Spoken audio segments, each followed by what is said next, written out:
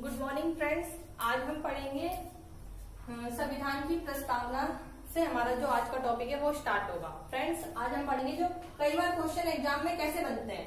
Question बन जाते हैं कि संविधान की प्रस्तावना में जो शब्द हैं उन शब्दों को क्रम में व्यवस्थित कीजिए। तो इसको याद करने का एक सिंपल सा तरीका है कि आपको S3DR याद करना है। क्या याद करना है फ्रेंड्स? S3DR मीन्स की स्टार्टिंग में S3, उसके बाद D, उसके बाद R। इस तरह से जो संविधान की प्रस्तावना में जो आए हुए शब्द हैं उनका ये क्रम है। ये क्रम में व्यवस्थित करने का जो क्वेश्चन है ये एग्जाम में आपसे पूछा जा सकता है और आप कंफ्यूज हो सकते हो।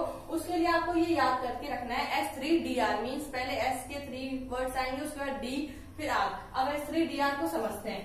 S फर्स्ट जो S है उसका मतलब है सोवरेन मीन्स की जो भारत का संविधान है वो क्या है? प्रभुत्व संपन्न है। प्रभुत्व संपन्न मीन्स कि वो आंतरिक और बाहरी मामले में जो हमारा जो देश है पूर्ण रूप से स्वतंत्र है। वो बिना किसी डिस्टरबेंस के कोई भी निर्णय क्या कर सकता है? ले सकता है। उसको हम प्रभुत्व संपन्न कहते हैं। जब कोई भी देश अपने आंतरिक और बाहरी मामले में पूर्ण रूप से स्वतंत्र हो उस देश को प्रभुत्व संपन्न की कैटेगरी में रखा जाता है। नेक्स्ट है हमारा वर्ड जो ऐसे वो है सोशलिस्ट। सोशलिस्ट मीन्स समाजवाद। जो भारत जो है हमेशा से भारत का जो संविधान है वो समाजवाद का पक्षधर रहा है कि समाजवाद मीन्स कि समाज में उत्पादन के साधनों पर सभी का स्वामित्व होना चाहिए, ना कि सिर्फ एक वर्ग का बल्कि सभी वर्गों को उत्पादन के साधनों पर सभी वर्गों का समान प्रभुत्व होना चाहिए। इस पर भारत हमेशा ही क्या करता है? वर्क करता है। तो ये हो गया हमारा समाजवाद। नेक्स्ट है हमारा सेक्युलर। सेक्युलर मीन्स होता है कि भारत क्या है? एक सेक्युलर कंट्री है, पंथ निरपेक्ष कंट्री। कि भारत का राष्ट्र का अपना कोई धर्म नहीं है। हमारे जो देश है, हमारे देश में जितने भी धर्म है सभी धर्मों को हमारे देश में क्या किया जाता है? समान दृष्टि के साथ देखा जाता है। किसी के साथ भी मतलब अलग व्यवहार नहीं किया जाता है। राष्ट्र का अपना कोई धर्म नहीं है। सभी धर्मों को अपने विचार, अभिव्यक्ति, विश्वास, धर्म की क्या है? स्वतंत्रता है। व्यक्ति धार्मिक मामले में पूर्ण रूप से स्वतंत्र है। वो किसी भी धर्म को अपना सकता है, किसी भी धर्म का प्रचार प्रसार कर सकता है, जिससे हम पंथ निरपेक्ष कहते हैं कि राज्य का अपना कोई धर्म नहीं होगा।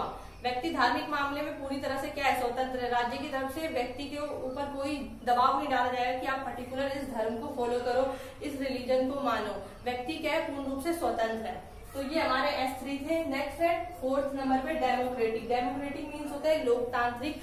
जहाँ पे क्या हो? लोगों का शासन हो, जनता के द्वारा चुनी गई सरकार हो, उसे हम लोकतांत्रिक कहते हैं। आप सभी को पता होगा। उसके बाद जो हमारा नेक्स्ट वर्ड है वो है रिपब्लिक, गणराज्य। फ्रेंड्स, आप सभी से मेरा एक क्वेश्चन है, अगर आप सभी में से किसी को भी रिपब्लिक की मीनिंग आती है, what is the meaning of Republic? गणराज्य का अर्थ क्या है? तो आप मुझे कमेंट बॉक्स में इसका आंसर दे सकते हो। उसके बाद मैं आपको उसका जवाब दूंगी। आप सभी को सोचना है, ये आपके लिए होमवर्क है कि रिपब्लिक का मतलब क्या होता है।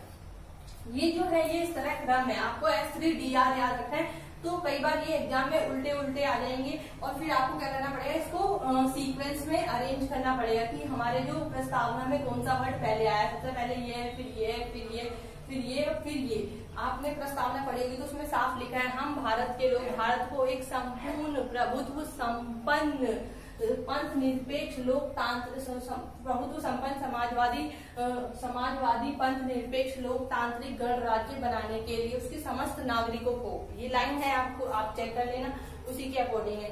नेक्स्ट हमारा जो मेन इंपॉर्टेंट है वो है हमारे संविधान में नोट करने वाली बात जो है सेक्युलर और इंटीग्रिटी जो वर्ड है, ये जो दोनों शब्द है, सेक्युलर मीन्स पंथ निरपेक्ष और इंटीग्रिटी मीन्स अखंडता।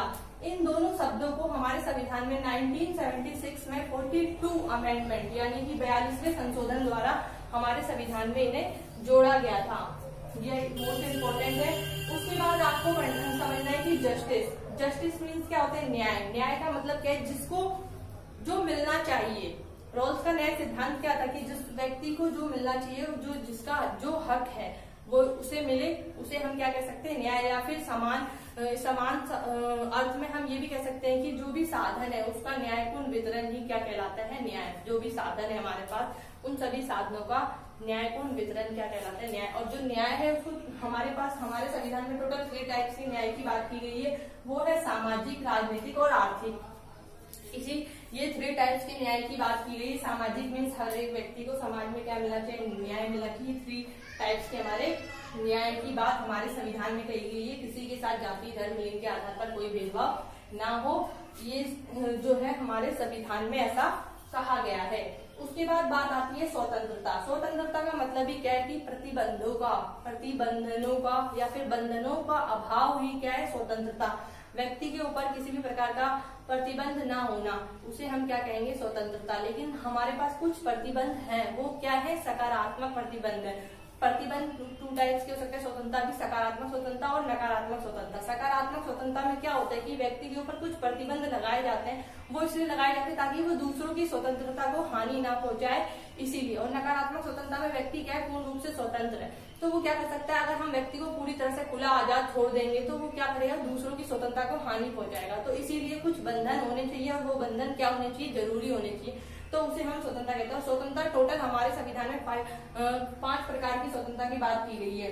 पहला है विचार की स्वतंत्रता, विचार यानी कि हम अपने जो हमारे थॉट्स है उसको एक्सप्रेस कर सकते हैं। अभिव्यक्ति की स्वतंत्रता, हमें राइट है, हम किसी के भी हम किसी भी कोई गलत चीज हो रही है तो उसके अगेंस्ट हम क्या कर सकते हैं, अपने व्यूज को एक्सप्रेस कर सकते हैं। विश्वास की स्वतंत्रता है, और धर्म और उपासना की, किसी भी धर्म की, किसी भी बिलीव को हमारे पास हम मान सकते हैं। ये 5 प्रकार की स्वतंत्रता की बात हमारे संविधान में की गई है। नेक्स्ट जो हमारा टॉपिक है वो है समानता। समानता हमारे संविधान में जो समानता है, समानता में प्रतिष्ठा और अवसर की समानता को ही परिभाषित किया गया कि हर एक व्यक्ति को उसके सम्मानपूर्ण जीवन यापन के लिए उसके जीवन के विकास के लिए समुचित अवसर और प्रतिष्ठा एवं अवसर उसे मिलने चाहिए, जो कि समानता के अंदर बोला गया है। और फिर नेक्स्ट हमारा जो टॉपिक है वो है नागरिकता संशोधन अधिनियम 1905 के अनुसार। पहले तो आपको समझना पड़ेगा जो संविधान के अंदर जो नागरिकता है, ये अनुच्छेद आर्टिकल 5 से लेके 11 तक में हमारे संविधान में नागरिकता से संबंधित जो भी बातें हैं वो की गई है कि किस तरह हम नागरिकता ग्रहण कर सकते हैं, किस तरह नागरिकता को समाप्त कर सकते हैं, आर्टिकल 5 से लेके 11 तक। उसके बाद आर्टिकल 12 से लेके आर्टिकल 12 से लेके 35 तक आपको पता है मौलिक अधिकार है, फिर 36 से 51 तक नीति निर्देशक तत्व है। फिर है नागरिकता संशोधन अधिनियम 1905 के अनुसार जो है हमारे संविधान में हम 5 तरीके से नागरिकता क्या कर सकते हैं, ग्रहण कर सकते हैं। भारत में अगर आपको नागरिकता ग्रहण करनी है तो उसके 5 तरीके हैं। पहला तो आप जन्म के आधार पर कि आपका जन्म भारत में हुआ है तो आपको ऑब्वियसली सी बात है आपको भारत की नागरिकता मिल जाएगी। या फिर वंश के आधार पर आपका जो खानदान है वो यहाँ का ही है और आप उनके बच्चे हो तो भी आपको ऑब्वियसली आपको भारत की नागरिकता मिल जाएगी।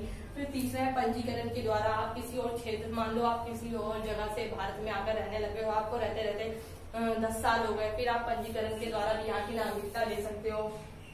चौथा है देशीकरण द्वारा, किसी दूसरे देश की नागरिकता का त्याग करके छोड़कर भारत की नागरिकता की नागरिकता को भी आप ग्रहण कर सकते हो। 5वां है आपका किसी भूभाग को मिलाने पर, मान लो कि भारत का जो क्षेत्र है, भारत ने कोई दूसरा नया क्षेत्र क्या किया, अपने भारत के अंदर मिला लिया, तो जो दूसरा क्षेत्र भारत ने अपने भूभाग में मिलाया तो वो जो क्षेत्र मिलाया उन क्षेत्र को भी क्या मिल जाएगी, भारत की नागरिकता मिल जाएगी। एग्जाम्पल ले लो, अगर मान लो पाकिस्तान को भारत ने अपने अंदर मिला दिया तो पाकिस्तान के लोगों को भी क्या मिल जाएगी, भारत की नागरिकता मिल जाएगी। ये एग्जाम्पल है। तो इन तरीकों से हम क्या कर सकते हैं, किसी भी भारत की नागरिकता को ले सकते हैं।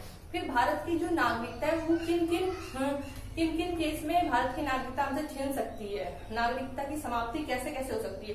सबसे पहला तो अगर आप नागरिकता की समाप्ति होती है, अगर आप किसी दूसरे देश की नागरिकता की समाप्ति जो है टोटल 3 तरीके से होती है। पहला, या तो आप किसी दूसरे देश की नागरिकता ग्रहण कर लो तो ऑटोमेटिकली आपकी यहाँ की नागरिकता क्या हो जाएगी, समाप्त हो जाएगी। दूसरा, आपने क्या किया, अपनी इच्छा से यहाँ की नागरिकता का परित्याग कर दिया कि मुझे यहाँ की नागरिकता को छोड़ना है, तो उसे हम परित्याग कहते हैं। तीसरा, वंचित करना, या फिर कोई देशद्रोही काम कर दिया जो देश के विरुद्ध है, जो देश के हित में नहीं है, तो ऐसे व्यक्तियों से सरकार द्वारा क्या की जाती है, नागरिकता, उस व्यक्ति को नागरिकता से वंचित कर दिया जाता है। तो ये 3 तरीके हैं, इन 3 तरीकों से ही नागरिकता की समाप्ति हो जाती है। फ्रेंड्स, अगर आपको मेरी वीडियो पसंद आए तो you can like me and you can subscribe me and you can share me. Thank you very much. मिलते हैं अपनी नेक्स्ट वीडियो में। Take care and have a nice day.